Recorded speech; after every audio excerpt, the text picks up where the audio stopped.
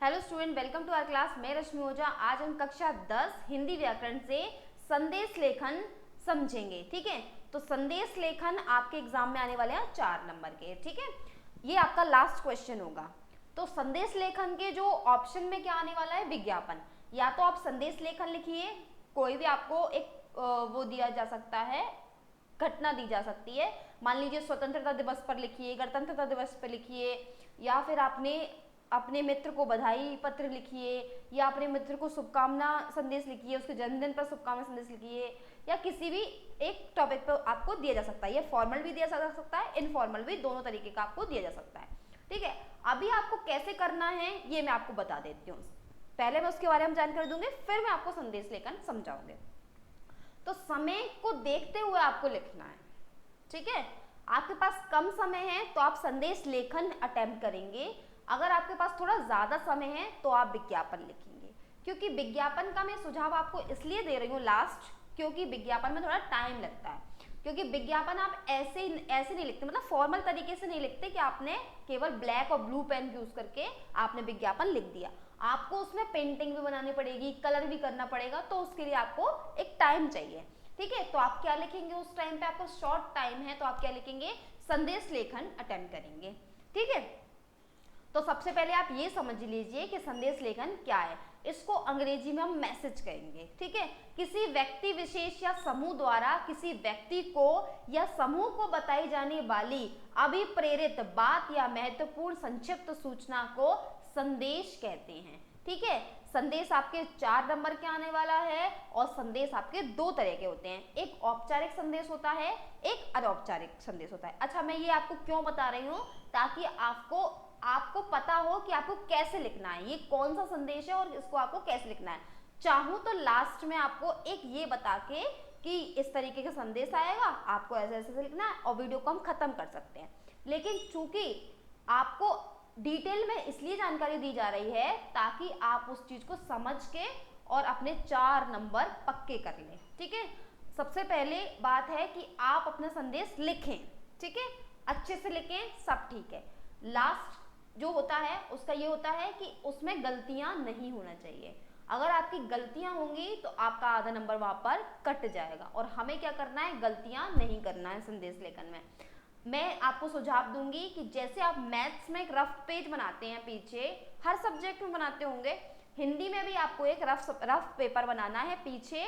और उसमें अगर आपको कहीं ऐसा लग रहा है कि डाउट हो रहा है, मुझे पता है डाउट होता है, मात्राओं में डाउट होता है, किस चीज में, आ की मात्रा में, सॉरी बड़ा आ की, सॉरी छोटी ई की मात्रा में और बड़ी की मात्रा में कंफ्यूजन होता है। छोटा ऊ आएगा या बड़ा ऊ आएगा, वहां कंफ्यूजन होता है। व और वा में कंफ्यूजन होता है, और श में कंफ्यूजन होता है। दो ये चीजों में आपको कंफ्यूजन होता है। तो आपको क्या करना है, पीछे लिख के देखना है, क्योंकि अगर आपने वहां काटा तो वो आपके आधा नंबर काट लेंगे। क्योंकि उनको किसी चीज से कोई मतलब नहीं है, उनको मतलब है आपको फ्रेश चाहिए, और जहां आपके मार्क्स कट सकते हैं वहां वो काटेंगे। क्योंकि आपने सारी चीजें सही सही लिखी हैं और आपने 70 से ऊपर मार्क्स ले लिए, तो अब आपका ये आता है उनको कि कहाँ आपके नंबर कट सकते हैं, कहाँ आपका फॉल्ट है। ठीक है, तो आपको गलतियां बिल्कुल नहीं करनी है। गलतियों के लिए आप पीछे का पेज यूज करें, उसको लिखें, 100% श्योर हो जाए, फिर उसको अपन आगे लिखेंगे। ठीक है, तो हम कहाँ थे, औपचारिक पत्र और औपचारिक संदेश पे। औपचारिक संदेश क्या है, जो हम कार्यालय उद्देश्य के लिए लिखते हैं ना, उसको हम औपचारिक संदेश बोलते हैं। जैसे कि बैंक है, कंपनी है, मोबाइल व्यापार है, संबंधित मोबाइल है या व्यापार संबंधित है, या जो प्रधानमंत्री का देश के नाम जो संदेश आता है उसको हम क्या बोलते हैं, औपचारिक संदेश। अनौपचारिक संदेश क्या है, ऐसे संदेश जो हम अपने सगे संबंधियों, मित्रों को, माता पिता को, या मतलब किसी को भी देते हैं, वो हम अनौपचारिक संदेश में लिखते हैं। उसका क्या होता है, जैसे कि जन्मदिन है, सालगिरह है, ये अनौपचारिक संदेश में आता है।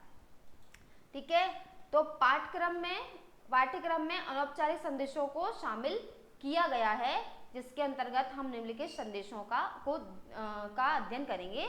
जैसे कि शुभकामना संदेश है, जन्मदिन, किसी प्रतियोगिता में उत्तीर्ण होने पर, कक्षा में प्रथम आने पर, पदोन्नति होने पर इत्यादि पर आप अनौपचारिक संदेश लिखेंगे। औपचारिक भी आ सकता है, अनौपचारिक भी आ सकता है, ठीक है।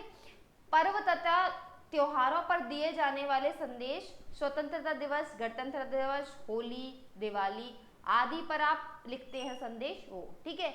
विशेष अवसरों पर दिए जाने वाले पुण्यतिथि, शोक संदेश, भागवत कथा का आयोजन, स्वच्छ भारत अभियान, पर्यावरण दिवस, इस पर संदेश, ठीक है।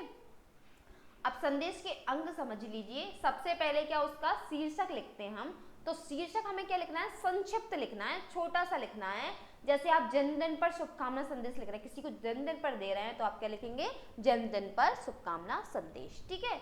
दिनांक लिखेंगे, शीर्षक लिखने के बाद दिनांक को लिखना चाहिए।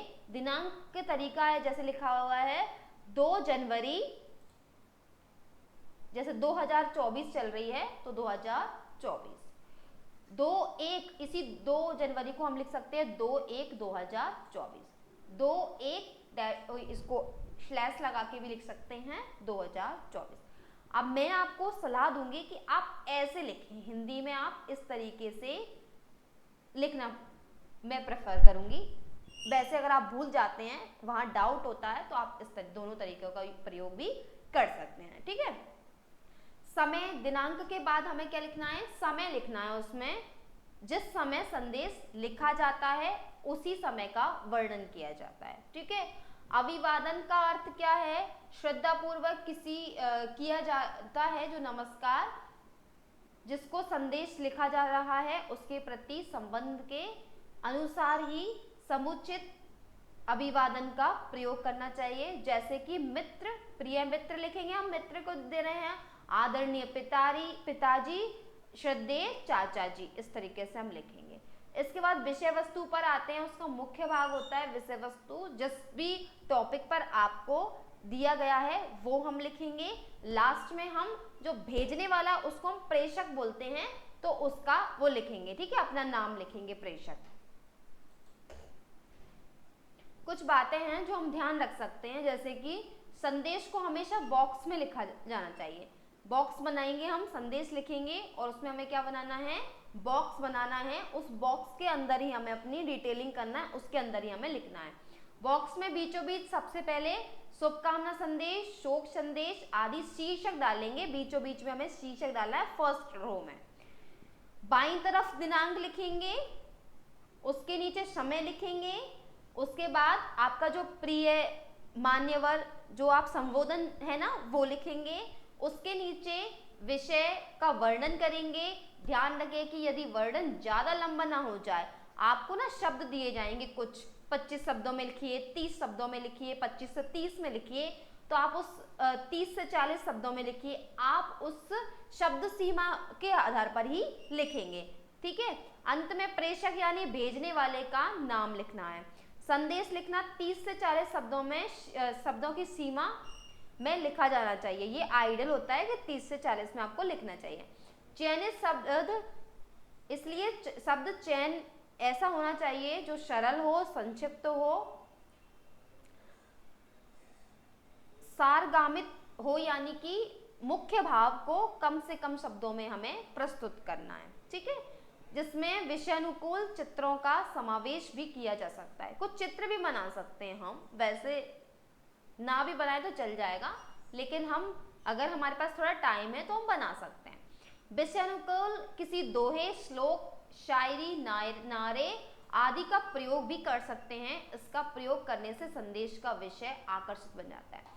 मीन्स हम स्टार्टिंग में क्या कर सकते हैं, कोई दोहा लिख सकते हैं, कोई श्लोक लिख सकते हैं, कोई शायरी, कोई नारा लिख सकते हैं। उससे क्या है, वो ज्यादा अट्रैक्टिव लगेगा।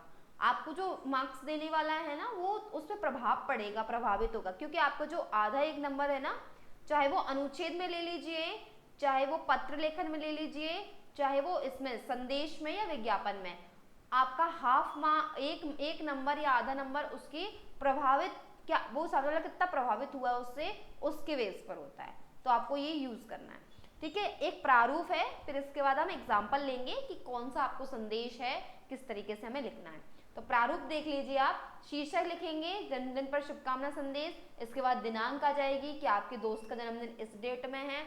समय लिख देंगे आप, है ना। ये वाला क्या करना है आपको, इसको आपको ऐसा चयन करना है जैसे कि आपका जो एग्जाम है ना आसपास ही पड़े, एग्जाम का टाइम ही पड़े, उस टाइम उसमें ही लिखना है।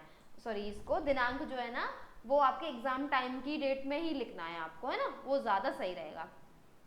अभिवादन लिखना है प्रिय मित्र अंकुर। यहाँ पे ना ये नहीं सोचना है कि नहीं यार मेरे दोस्त का तो जनवरी में पड़ता है या मेरे दोस्त का सितंबर में पड़ता है, आपको ये काल्पनिक लिखने होते हैं, ठीक है।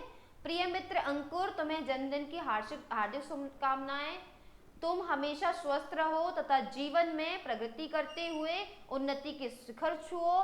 तुम्हारे जन्मदिन के अवसर पर मैं ईश्वर से यही प्रार्थना करता हूँ कि तुम सुखी और दीर्घायु बनो।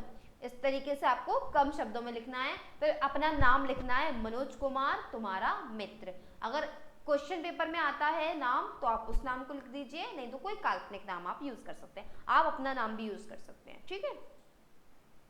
जैसे उदाहरण दिया हुआ है, स्वतंत्रता दिवस के अवसर पर देशवासियों के लिए शुभकामना संदेश लिखना है। तो क्या लिखेंगे, सबसे पहले हम शीर्षक डालेंगे स्वतंत्रता दिवस की शुभकामना हेतु संदेश या स्वतंत्रता दिवस की शुभकामना, ये भी लिख सकते हैं हेतु, ये भी हटा भी सकते हैं, हम लिख भी सकते हैं।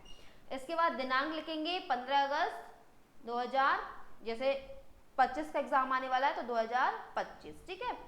इसके बाद समय लिखेंगे 6 बजे प्रातः, सुबह का समय लिखेंगे हम। सारे जहां से अच्छा हिंदुस्तान हमारा, मैंने आपको बताया था कि कुछ भी जो लाइनें हैं आप पहले यूज कर सकते हैं।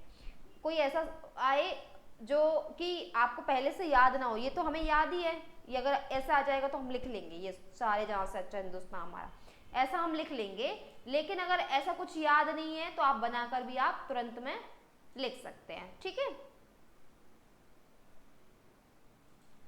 सभी देशवासियों को स्वतंत्रता दिवस की शुभकामनाएं। देश को स्वतंत्र करवाने के लिए अनेक वीरों ने अपने प्राणों का बलिदान कर दिया।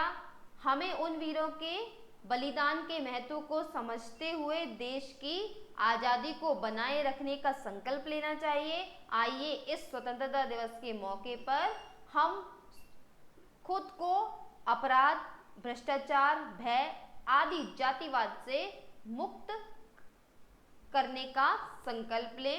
लास्ट में लिखेंगे जय हिंद, जय भारत। इसके बाद ये लाइन ड्रॉप करने के बाद, ये लाइन लिखने के बाद नेक्स्ट लाइन में आप अपना नाम लिखेंगे। जैसे यहाँ लिखा है अंकित तिवारी, कौन है ये, जिला विधायक, वैसे ही ये पोस्ट लिखना है, कुछ भी लिख सकते हैं आप इसमें ना।